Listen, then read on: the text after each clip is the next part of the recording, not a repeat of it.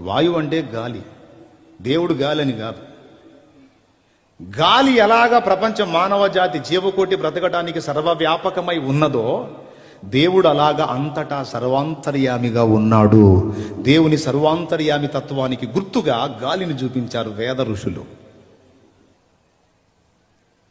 సూర్యుడు, దేవుణ్ణి సూర్యుడితో పోల్చారు. కనపడుతున్న సూర్యబింబం కాదు, దీన్ని చూపించి దేవుడు ఇలా ఉంటాడని చెప్పారు. ఎలానో తెలుసా? ఇక్కడ మనకి పొద్దు పొడుస్తుంది,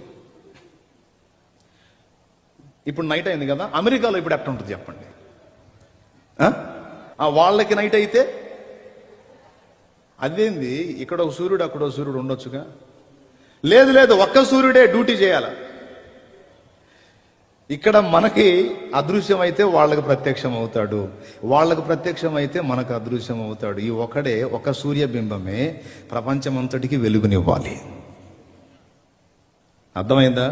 మన దగ్గరే ఆగిపోయాడు అనుకో, అమెరికా చీకట్లో ఉంటుంది. కాబట్టి లోకమంతటికీ వెలుగునిచ్చున్నట్లుగా ఒక సూర్యుడు ఎలాగా ఉన్నాడో, సర్వ విశ్వానికి నీతి సూర్యుడు కూడా అలానే ఉన్నాడు దేవుడు అని చూపించడానికి వేద ఋషులు సూర్యుణ్ణి, అగ్నిని, వాయువుని పోల్చారు. అంతేగాని అగ్ని అనగానే పొయ్యిలో అగ్ని, వాయువు అనగానే మనకు వీచే గాలి,